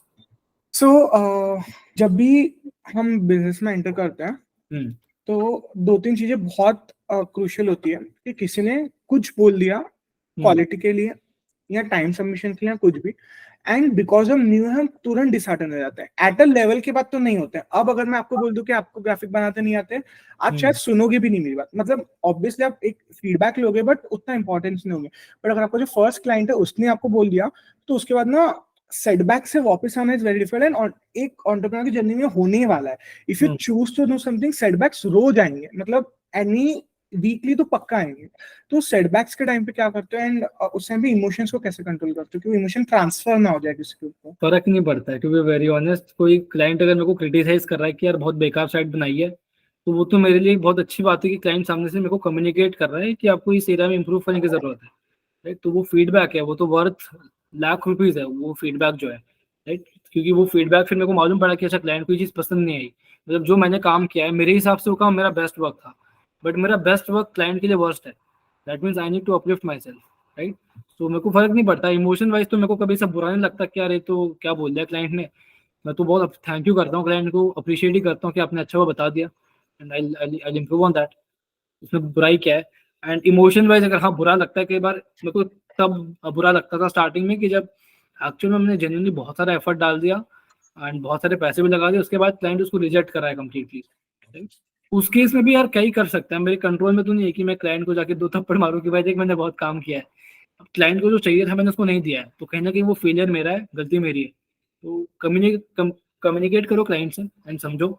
इमोशन पे या दिल पे थोड़ी लेते हैं इस चीज़ों को कि यार बुरा लग गया, किसने कुछ बोल दिया कि आपका काम अच्छा नहीं है। वो तो फीडबैक है, and feedback from a customer is worth lakh rupees, उससे भी ज़्यादा। तो अच्छी बात है, वो तो फीडबैक आना ही चाहिए, तभी इम्प्रूवमेंट होगा। 100% एग्रीड। तो अगेन मैं एक वो स्टोरी पे हूँ, मेरे माइंड में ना एक बच्चा चल ही रहा है, उसने फर्स्ट अर्निंग्स कर ली, उसका उसने टीम बिल्ड भी कर ली। Now what's the next step? एक पॉइंट के बाद ना ग्रोथ करना बहुत डिफिकल्ट हो जाता है।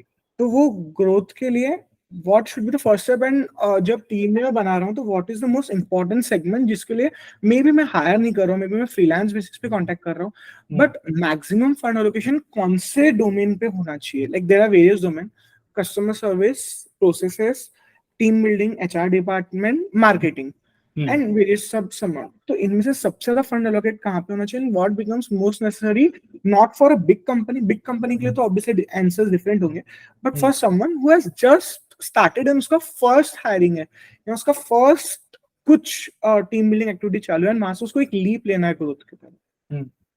सो dividing your questions in two part, पहला तो है कि बिजनेस के अंदर किस डिपार्टमेंट में सबसे ज्यादा फंड एलोकेशन होना चाहिए, right? And the second question was कि किसको हायर कर रहे हैं तो उस टाइम क्या क्वालिटीज देखनी चाहिए, राइट? या we can separate those two in that way. Okay, so fund allocation business में यार अलग अलग सेगमेंट्स होते हैं, depends upon what business you are in.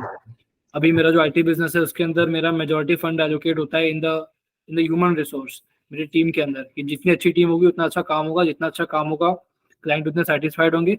And IT service में स्पेसिफिकली क्लाइंट जितने सेटिस्फाइड होंगे उतने नए कस्टमर आपको ला के देंगे, राइट? मेरा मेजर फंड एलोकेशन होता है ह्यूमन रिसोर्स में और सबसे कम होता है मार्केटिंग में।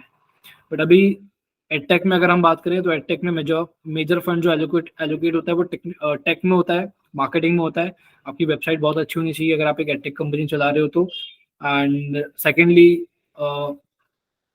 मार्केटिंग होगी तो कस्टमर्स आएंगे, एंड सेकेंडली जो कस्टमर्स आ रहे हैं उनको सर्व करने के लिए एक आफ्टर सेल सपोर्ट होना चाहिए जो कि बहुत जरूरी है।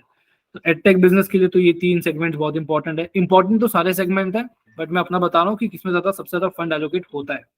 And fund allocation is also not static, it is very dynamic.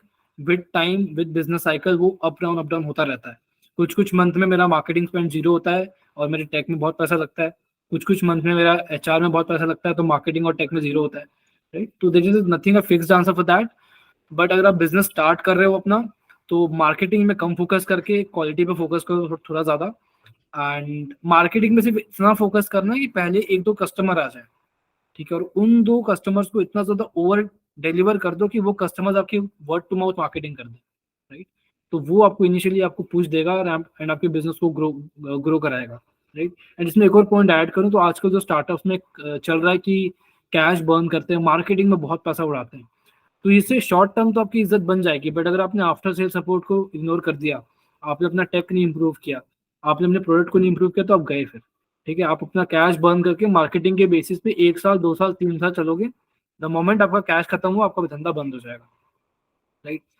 तो किसी भी एक डोमेन में आप अंधा पैसा नहीं उड़ा सकते, बहुत ही बैलेंस अप्रोच करके बिजनेस को चलाना होता है, राइट? एंड इसका कोई फिक्स्ड आंसर नहीं कि किस डिपार्टमेंट में कितना पैसा देना चाहिए। So depending on the business and that month हम एक अमाउंट allocate कर सकते हैं, and how much amount to withdraw is also a big question. तो किस पॉइंट पे आके विड्रॉइंग स्टार्ट करनी चाहिए, या फिर like I always fight with my colleagues हैं जिनके साथ भी मैं मीट करता हूँ, एवरीवन बिलीव्स इन कि मैं जिस मंथ में लाइक जो एनुअल प्रॉफिट होता है उसके ऊपर हम डिसाइड करेंगे, but generally what I believe in कि जो मंथ में मुझे एक्सपेंस की नीड ही नहीं है उस मंथ में विड्रॉ कर लेता हूँ, जो मंथ में मुझे एक्सपेंस की नीड है उस मंथ में विड्रॉल नहीं रखता हूँ। बट लोग मंथली विड्रॉल एंड सैलरीज भी लेते हैं बिजनेस से, तो ये दोनों अप्रोच में से विच अप्रोच यू लाइक, कि मैं एक फिक्स सैलरी, एक पर्सन एक फिक्स सैलरी या एक फिक्स अमाउंट हर मंथ विड्रॉ कर ले, या फिर पूरा रीइन्वेस्ट करते रहे, जब जब पॉसिबिलिटी या जब जब वो हो तब तक वो विड्रॉ करें? तो इसमें as you said there are different models, या तो हम अपने ही इनकम को अपने प्रॉफिट को एज अ फिक्स्ड एक्सपेंस रख सकते हैं बिजनेस के अंदर, राइट? तो it depends upon the business also. जैसे कि भी मैं 2 बिजनेसेस कर रहा हूँ, एक मेरा आईटी सर्विस है, एक मेरा एडटेक है। आईटी सर्विस जो है उसमें बेसिकली प्रोजेक्ट बेसिस होता है ना, हर एक प्रोजेक्ट मिलता है, वो प्रोजेक्ट मान लो 50,000 का है, 60,000 का है, 10,000 का है, ठीक है? एंड जो मेरा दूसरा एडटेक है वहां पे होता है कि भाई इस मंथ में कितना एक्सपेंस है, कितना प्रॉफिट है, नेट कितना है, और ओवरऑल ईयर में कितना है। बिकॉज वहाँ पे कुछ एक प्रोडक्ट है जो सेल हो रहा है, यहाँ पे 20 लोग की टीम काम कर रही है, वहाँ पे जो वेंडर्स उसको भी पैसे देने हैं, वेबसाइट का खर्च निकालना है। तो ये 2 अलग अलग टाइप के बिजनेस है, तो मेरे को इसमें दोनों में एक्सपीरियंस है। तो मेरा दोनों ही बिजनेस में मेरा जो विड्रॉल प्लान है वो अलग होता है। जैसे कि मेरे आईटी सर्विस में मेरा काम होता है प्रोजेक्ट बेसिस पे, राइट? तो अपने आईटी सर्विस में मैं ये नहीं देखता कि मेरे इस महीने में कितना प्रॉफिट हुआ, कितना रेवेन्यू हुआ, बिकॉज कोई एक प्रोजेक्ट अगर मैं ले रहा हूँ तो हो सकता है वो प्रोजेक्ट मतलब 2 महीने चले, 6 महीने चले, या 2 दिन में खत्म हो जाए, राइट? तो आईटी सर्विस के बिजनेस में मेरा withdrawal plan is on project basis, क्या करूँगा कि प्रोजेक्ट 20,000 रुपये का है, तो उसमें से अगर मेरे को प्रॉफिट 3,000 हो रहा है तो मैं प्रोजेक्ट के एंड होने पे 3,000 रुपये प्रॉफिट निकाल लूंगा। जैसे कि प्रोजेक्ट खत्म होता है तो मुझे अपने टीम मेंबर को पैसा देना है, मेरे दूसरे वेंडर्स को पैसा देना है, तो वैसे मैं भी बिजनेस का एक वेंडर हूँ और मैं अपना प्रॉफिट निकाल रहा हूँ 2,000 रुपये। ठीक है, तो ये मेरा आईटी सर्विस का हो गया। बट वेराज जो एडटेक कंपनी है, वहाँ पे monthly revenue and monthly expense के हिसाब से मंथली नेट प्रॉफिट या नेट लॉस निकलता है एंड ईयर के एंड में निकलता है। तो उसमें मैं ये अप्रोच फॉलो करता हूँ कि जिस महीने एक्सपेंसेस कम है और बहुत ज़्यादा मार्जिन बच रहा है बिजनेस के अंदर, उस महीने में निकाल देता हूँ प्रॉफिट। एंड जिस महीने एक्सपेंसेस ज़्यादा है एंड शायद पैसा नहीं बचेगा प्रॉफिट के लिए, या बचेगा तो बहुत थोड़ा बचेगा, तो मैं नहीं निकालता प्रॉफिट जरा भी। बट इसका ये डिसिप्लिन होना चाहिए, राइट? मतलब ऐसा नहीं होना चाहिए कि आप अपने वेंडर्स को पेमेंट नहीं कर रहे हो, आप अपने टीम मेंबर्स को कम सैलरी पे कर रहे हो, कम पे कर रहे हो, खुद का प्रॉफिट आप निकालते जा रहे हो फिक्सली, राइट? ऐसा नहीं होना चाहिए। Fund allocation is very important in any business. Like a man's character decided by how he deals, a woman's also. So anyone's character is decided by how he manages money. And like मेरा थोड़ा negative opinion होता है for someone who is withdrawing salary. Withdrawing salary is okay after a certain level, but अगर आप एक startup हो तो आप वो सैलरी जबरदस्ती एक प्रेशर बना रहे हो अपने बिजनेस के ऊपर। एंड वो अमाउंट जब अगर रीइन्वेस्ट होता था तो आपको मल्टीपल्स में रिटर्न दे सकता था, जो आप एक सैलरी के फॉर्म में। एग्जैक्टली, बिजनेस के अंदर यार कैश होना बहुत जरूरी है। अब सैलरी के फॉर्म में भी फिक्स करना एक बहुत अच्छा मॉडल था, बट मैंने उसको कंसिडर ही नहीं किया, because we are not someone कि हमने जीरो था जैसे कंपनी बना दी है, 100-200 करोड़ का रेवेन्यू आ रहा है और कुछ एक्सपेंस नहीं है ज्यादा, राइट? जब उस लेवल पे पहुंच जाएंगे तो हम भी अपने लिए सैलरी सेट कर देंगे कंपनी में, राइट? बट अभी जब कंपनी को स्केल करना है, बिजनेस को ग्रो करना है, तो अगर आप सैलरी सेट कर दो अपने लिए तो बहुत बड़ा फिक्स्ड कॉस्ट हो जाएगा आपके बिजनेस के लिए, आपका बिजनेस चोक हो जाएगा, कैश आउट ऑफ कैश हो जाएगा बीच में, राइट? तो वो तो ऑप्शन में कंसिडर ही नहीं करता हूँ। अगर बिजनेस को ग्रो करना है, स्केल करना है, तो यार अपना एक पर्सनल बेनिफिट अप साइड में रखना पड़ेगा। टू बी वेरी ऑनेस्ट, मैं तो अभी पिछले 3 से 4 महीने से, बिकॉज हमारे एटेक के अंदर हम बहुत सारे वेंचर्स एक साथ स्टार्ट कर रहे हैं, पैसा लगा रहे हैं अपनी वेंचर्स के अंदर, अपने अलग अलग सेगमेंट खोल रहे हैं, पिछले 3-4 महीने से मैंने कोई भी पैसा नहीं निकाला बिजनेस से। But still I am working with the same dedication and passion 10 hours a day. जहाँ जरूरत पड़ती है 10 घंटे भी काम होता है, जहाँ जरूरत पड़ती है पूरे हफ्ते भी काम होता है, राइट? तो ये एक चीज होना चाहिए। प्रॉफिट तो कभी मोटिव ही नहीं है बिजनेस का, बिजनेस को स्केल करना है, प्रॉब्लम्स को सॉल्व करना है, पैसा अपने आप बनता जाएगा। And if a startup is funded तो उसके लिए सेंस भी बनता है सैलरी विड्रॉ करना, but if you are not then I think you should focus more on the growth part.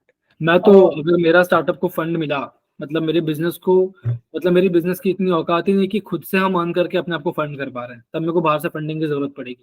तो उस केस में तो यार मैं तो बिल्कुल सैलरी लूंगा ही नहीं, वो तो किसी और का पैसा है जिसने मेरे को ट्रस्ट करके दिया है, मैं उससे सैलरी क्यों निकालूं? मैं तो उसको बिजनेस में उल्टा और लगाऊंगा, राइट? तो ये डिपेंड करता है ओपिनियन टू ओपिनियन सबका। एंड सेकेंडली, जब कोई आपको एक आंसर देना रह गया about the qualities in hiring, कि वो पर्सन में क्या हायरिंग क्वालिटीज। के लिए मेरा तो यही अप्रोच है। देखो मैं बताता हूँ ये मेरा ये अप्रोच बिल्ड कैसे हुआ। स्टार्टिंग में कैसे हुआ था कि फर्स्ट टाइम जब मैंने किसी को हायर किया था, तो he was not willing to work for me because I was a kid. So I offered him very high amount. मैंने बोला कि ठीक है तुम 25,000, मतलब उसके लिए 25,000 वॉज अ बिग अमाउंट, उस टाइम मेरे लिए भी था, तो 25,000 मैंने उसके लिए फिक्स कर दिया। बट द थिंग इज कि जब एक बार सैलरी फिक्स हो जाती है, there is no motivation for that person to work extra, एक कदम आगे जाके अपने एफर्ट डाले। तो उस केस में 2 महीने मैंने उसको अपने पास रखा और मेरा ही लॉस हुआ उसमें, राइट? मैं उसको 25,000 भी दे रहा था, क्लाइंट से मेरे को जो पैसा आ रहा था उससे मेरे को प्रॉफिट भी नहीं हो रहा था, एक्सपेंस में सब खत्म हो जाता था, मेरे को कई बार अपने पॉकेट से डालना पड़ रहा था, राइट? तो उस टाइम मैंने ये चीज देखा कि नहीं यार, हायरिंग वाला सिस्टम तो मेरे से चलेगा नहीं, because HR is a very complex thing, right? किसी इंसान को जब आप इंटरव्यू ले रहे हो तो वो अपना सिर्फ अच्छा साइड आपके सामने रखता है। एक बार आपने उसको हायर कर लिया, उसका फिक्स सैलरी दे रहे हो, तो उसके बाद वो काम करना बंद कर देता है या अलग ही बिहेव करते हैं लोग। तो 2 महीने के बाद ही मेरे को अकल आ गई कि भाई ऐसा तो नहीं चलेगा मेरा बिजनेस। तो देन आई स्टार्टेड, मैंने अपना यही एक अप्रोच बना लिया, इसको आप मॉडल कर, एक मॉडल बना लिया कि 1 साल तक या 1.5 साल तक मैं किसी बंदे को हायर ही नहीं करता हूँ। मेरे साथ जो 1 साल 1.5 साल तक प्रोजेक्ट बेसिस पे काम करने को तैयार है, मैं उसको 1,000 रुपये दूंगा तो जो वो मुझे 1,500 की वैल्यू देगा। ऐसे बंदे जब मुझे मिल जाते हैं और 1 साल 1.5 साल तक काम कर लेता हूँ, एक ऑटोमेटिकली एक रिलेशनशिप बन जाता है उनके साथ, एक रिश्ता बन जाता है, एक बॉन्ड ऑफ ट्रस्ट बन जाता है। देन मैं उनको हायर करता हूँ। This is my model of hiring, because I am not a very big multinational company की मेरे पास बहुत सारा रेवेन्यू है बर्न करने के लिए, right? Each and every rupee matters in my business. So this is my approach in hiring. So quality वाली बात ही नहीं आती, बिकॉज मैं तो प्रोजेक्ट बेसिस पे काम करा रहा हूँ। प्रोजेक्ट पे अच्छा काम करेगा तो पैसा दूंगा, नहीं करेगा तो कम दूंगा, हटा दूंगा, right? I have Perfect. Developed a And model of my own. Correct. And one more thing which becomes important is कि जब भी लाइक जो एम्प्लॉय के ऊपर ट्रस्ट आ गया है, जो भी वेंडर के ऊपर ट्रस्ट आ गया, लाइक आई रिमेम्बर जो जब हमने फर्स्ट टाइम किसी के साथ जिसने मुझे first time I am influence, जब भी मुझे डेटा एंट्री करानी थी एकदम first time, okay, when I was in 12th, मुझे एक पर्सन ने 1 रुपी के हिसाब से कुछ करके दिया था, एंड पहला पेमेंट 100 रुपीज का ही था. बट वो पर्सन आज भी मेरे साथ फुल टाइम बेसिस पे काम करता है, बहुत हायर पोजीशन पे काम करता है. तो that is very important, time to time को एक प्रमोशन या फिर एक लीव भी मिले, otherwise they may leave you. And जो एम्प्लॉय को तुम्हारे बिजनेस का एंड टू एंड पता है, तो इट डिजर्व्स कि मतलब otherwise why he would just separate and start the other bits. तो that becomes important. One more thing, हम ना like what we are seeing कि ना जो स्टार्ट कर रहा है ना, कई बार क्या होता है, बहुत सारे इंफॉर्मेशन की वजह से भी हम 10 चीजें एक साथ करने लग जाते हैं. लाइक एक फोकस हट जाता है कि किसी ने मुझे बताया कि मुझे कंपनी में कल्चर डेवलप करना है. भाई तेरे पास 2 ही एम्प्लॉइज है तो क्या कल्चर बना लेगा. यहाँ वेरियस सॉफ्टवेयर पे पंच इन टाइम एंड इतना सब कॉम्प्लेक्स कर लेते हैं फॉर यंग. तो जैसे आपने भी आई थिंक जितने भी एम्प्लॉइज सब वर्क फ्रॉम होम है या एक वैसा? सारे के सारे वर्क फ्रॉम होम है.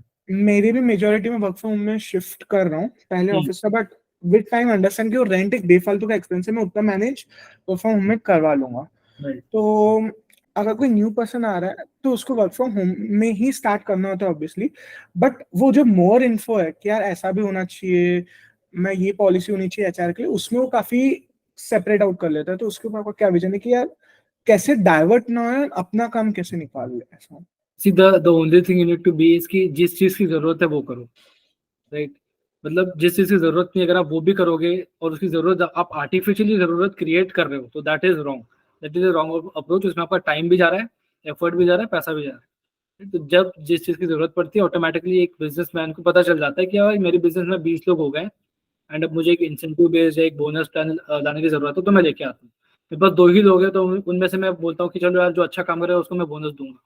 ठीक है, तो 2 लोगों में से मैं एक को बोनस दूंगा, दूसरा बुरा मान जाएगा. कोई कंपटीशन ही नहीं है इसमें. तो उल्टा बिजनेस में एक जेलसी क्रिएट होगी, एक नेगेटिव इमोशन क्रिएट होना स्टार्ट हो जाएगा, right.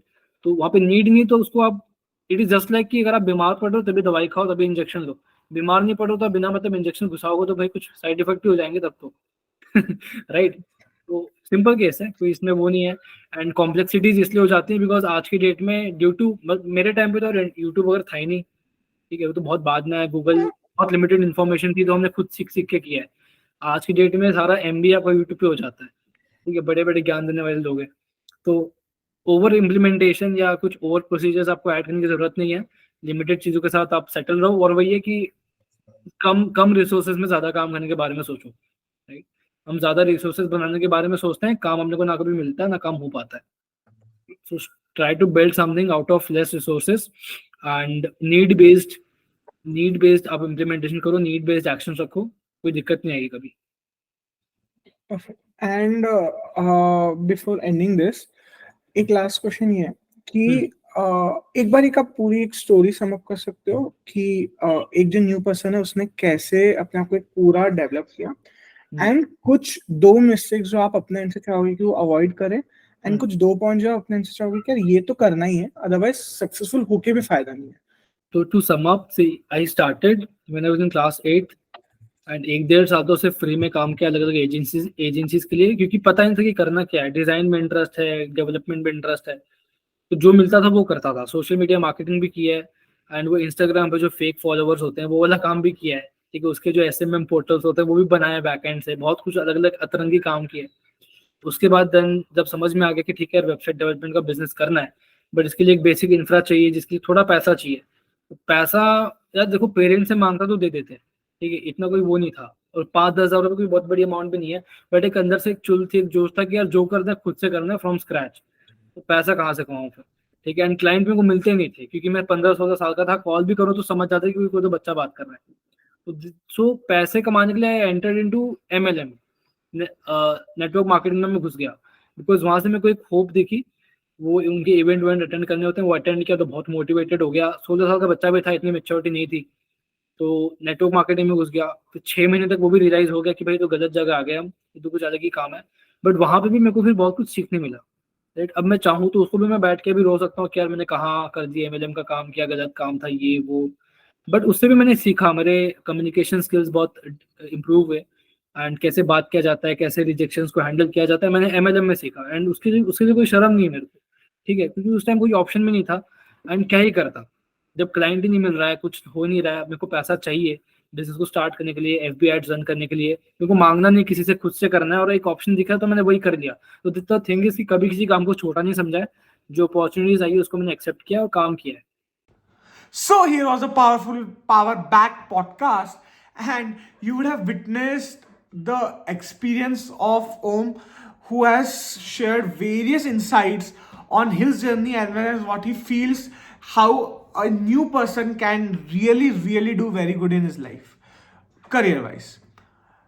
We have just kept the story around a boy or a girl who is just age of 16 to 20, or like rather 16 to 24, 23, and want to do something very big, how he can start and all. I hope these insights would be very helpful for you. If you find even a 1% value in this video, please share it with your friends. It may really change someone's life. A single conversation can bring a huge impact, and we truly believe on this. And with this intent and with this belief, we keep on uploading various contents on this channel. So if you are new here, please do consider subscribing it.